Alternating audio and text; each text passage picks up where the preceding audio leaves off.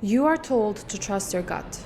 But what if your gut is lying? Your mind generates thousands of thoughts daily, many of them completely irrational. Yet the moment a negative thought surfaces, we treat it as an undeniable fact. This is why you're stuck, and today we're breaking free. I'm going to show you why your thoughts aren't always telling you the truth, and I'll boil it down to 3 key steps on how to stop letting them control your life. The first mindset shift is the one that is by far the most important, yet also the most overlooked. I had a thought, therefore it must be true. Just because you think something is true doesn't mean that it is, and we don't practice this perspective enough. I used to live in my own head and make up fake scenarios so much to the point they became real, but again only in my mind. I let my mind run wild, and I really had to snap myself out of my own thoughts and bring myself back to the present moment. It was a struggle of mine for years because I was unconsciously practicing overthinking and training it like a muscle. Our brain always looks for that familiar pattern, and it will always go back first to the thing it already knows. This is so important to remember because if you don't question your thoughts, so many of them will go unnoticed and become a habit eventually. I'm not saying you should analyze every single small thought that pops into your head because that would be exhausting for anyone. We get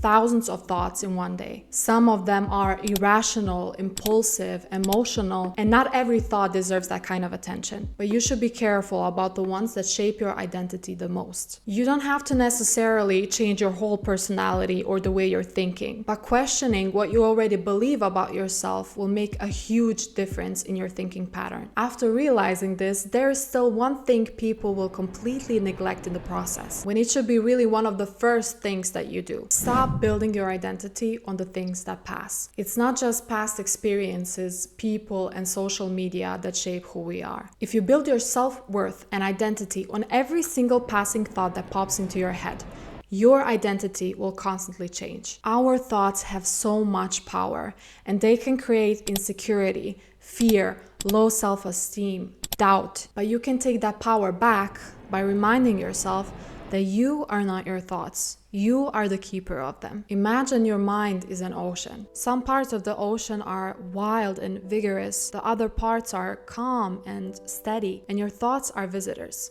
like fish swimming through it. Some are very beautiful. Some are harmless, some of them are strange and funny looking, and some of them might even look a little scary. Some fish stay for a few seconds, the others linger a little longer. But no matter what kind of fish swims through it, the ocean itself doesn't become the fish. In the same way, you are not your thoughts, you are just the observer of them. You can't control what kind of thought pops into your head, but you can control which thought stays and which one you let go of. The next mindset shift I'm going to share with you is perhaps the most disregarded step of all of them, and yet it is the one that drives the most results. Learn how to separate your feelings from your thoughts and analyze them. We create our own suffering and destroy our self-esteem because we treat every thought as a fact. And we all did this at some point in life. Thought, I looked weird in that conversation, which then leads to a personal fact, everyone thinks I'm weird. Thought, I failed.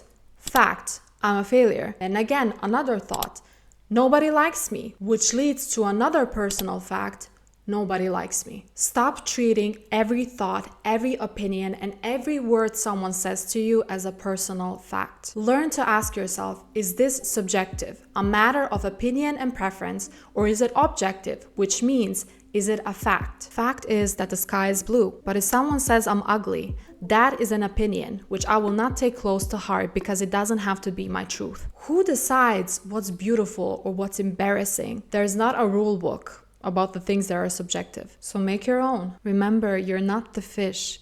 You are the ocean. But there is something I didn't tell you at the start of this video. Everything I just told you is completely useless if you don't know how to spend quality time alone and understand your needs better. Click on this video if you want to learn more about yourself, and let me know in the comments which mindset shift do you struggle with the most. I would love to hear what you think and be able to help you further. As always, thank you so much for watching, and I will see you in the next one.